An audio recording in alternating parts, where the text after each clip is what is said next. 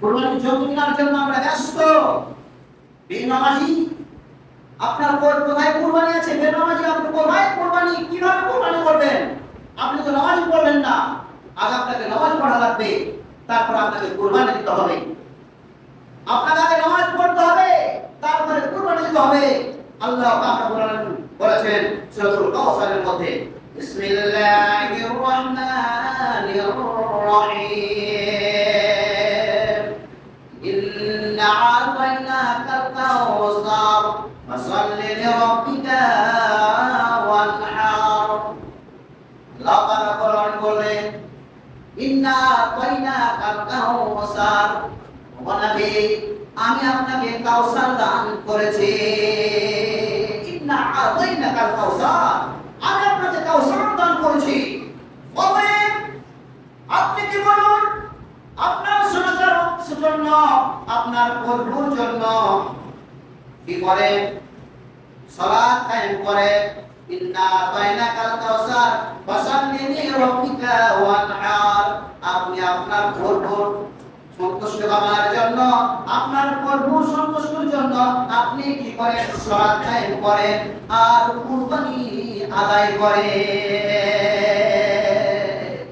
আগে সালাত, তারপরে কুরবানি। আপনার পয়সা নাই, অর্থ নাই, আপনাকে কুরবানি দিতে হবে না।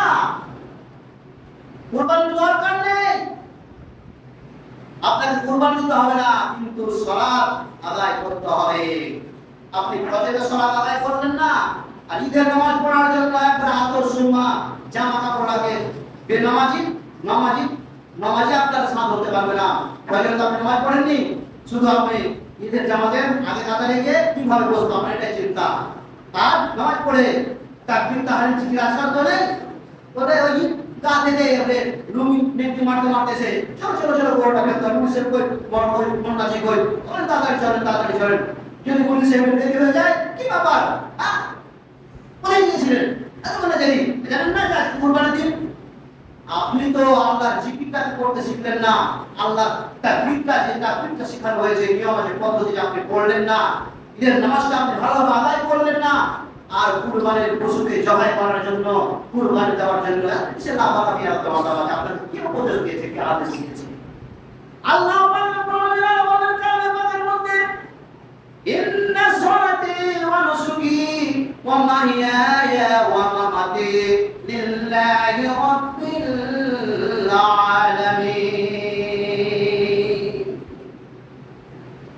আমার কুরবানি, ইন্না সলাতি ওয়া নুসুকি, আমার সালাত, আমার কুরবানি, আমার মরণ জীবন শুধু মহান রব্বুল আলামিনের জন্য।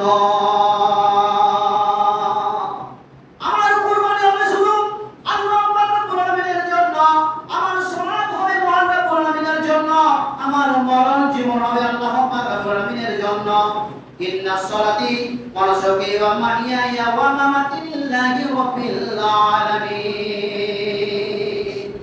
আমার সালাত, আমার কুরবানি, আমার মরণ এবং জীবন শুধু মহান রব্বুল আলামিনের জন্য হবে, মহান রব্বুল আলামিনের সন্তুষ্ট কামনার জন্য হবে। শুধু লোক দেখানোর জন্য নয়, মানুষের সামনে নাম কামাবার জন্য নয়। আমি 1 লক্ষ টাকা দিয়ে, 10,000 দিয়ে, 20,000 টাকা দিয়ে আমি আপনি কুরবানির জন্তু ক্রয় করেছি, আর নামাজ পড়লাম না, আল্লাহর সন্তুষ্ট কামনার জন্য নামাজ পড়লাম না, নামাজ পড়ার পরে কুরবানি আদায় করলাম না, আমার জীবনটাকে ভাবলাম না, আমার মরণ যে হবে, আমাকে যে মরতে হবে, আপনাকে মরতে হবে। এই জীবন যে আল্লাহ পাক রব্বুল আলামিনের জন্য, আল্লাহ পাক রব্বুল আলামিন এই জীবন দান করেছেন, আমার হায়াত আল্লাহ পাক রব্বুল আলামিন দান করেছেন। আমরা এই লক্ষ্য করলাম না, এদিকে খেয়াল রাখলাম না, নামাজ নাই, কালাম নাই, কুরবানি নিয়ে আমরা কি হয়ে গেলাম? ব্যস্ত হয়ে গেলাম। ইসলাম ধর্মীয় আমার আপনার সমাজ হবে, কুরবানি হবে, হায়াত মরণ জীবন হবে শুধু আল্লাহ পাক রব্বুল আলামিনের সন্তুষ্ট কামনার জন্য। আমাদের মধ্যে একটি নিয়ম আছে, রীতি আছে। কুরবানি কার নামে দিব? আপনি সাহেব কার নামে কুরবানি দিব? বাড়িতে সবাই আছে, তো সবার নামে কি একটা করে ভাগ কি কুরবানি দিতে হবে নাকি? না, নাই, এই নিয়ম নেই, এই পদ্ধতি নয়। পদ্ধতি হবে শুধু যে আল্লাহ, নিয়মটা শুনুন, নিয়মটা রাখুন এভাবে, আল্লাহ আমি আমার পরিবারের তরফ থেকে, সকলের তরফ থেকে নেকি উঠতেছে, আল্লাহ তোমার সন্তুষ্ট কামনার জন্য কুরবানি দিলাম, আল্লাহ তুমি আমার পরিবারের তরফ থেকে কুরবানি তুমি কবুল করো, এটা হবে নিয়াত। কোন আমিন, আল্লাহুম্মা আমিন। আর বাপের নামে দিবেন, মার নামে দিবেন, ছেলের নামে দিবেন, মেয়ের নামে, নামে কাজ করবে না, শুধু আল্লাহর নামে হবে, আল্লাহর খুশি হবে, সন্তুষ্ট কামনার জন্য হবে, শুধু আমাদের নেকির উদ্দেশ্য হবে।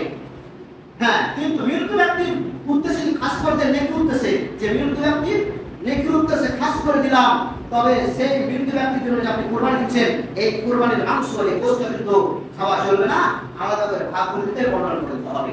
আর যদি সকলের নামে, সকলের নেকির উদ্দেশ্যে, সকলের নেকির উদ্দেশ্যে, সকলের জন্য যদি দেন, যিনারা মারা গিয়েছেন পরিবারের সকলের জন্য নেকির উদ্দেশ্যে যদি দেন, তাহলে খাস ভাবে যদি দেন, তবে মানে আম ভাবে খাস করে না, যদি আম ভাবে দেন, তবে সেই মাংস সবাই খেতে পারবে। আর খাস করে যদি বিক্রান্তের নেকির উদ্দেশ্যে দেন, তাহলে এই মাংসটা নিয়ে আলাদাভাবে বিতরণ করে খেতে হবে না। যাও সময় হয়ে আসছে যে কুরবানি আমরা দেব, কিন্তু তার আগে আমাদেরকে সালাত কায়েম করতে হবে। এখন চলছে আশারায়ে জিলহিজ্জা, জিলহিজ্জা মাসের চাঁদ উঠে গেছে, 1 তারিখ থেকে নিয়ে 10 তারিখ পর্যন্ত গুরুত্ব রয়েছে। এই 10 তারিখে যে ইবাদত আল্লাহ কবুল করেন, কোনদিন তা কবুল করেন না, মানে তাহলে রমজান মাসে চলে গেছে না, এই মাসের একটা গুরুত্ব দেখিয়েছেন আল্লাহ। আল্লাহ বলেছেন এই মাসে খুব গুরুত্ব রয়েছে,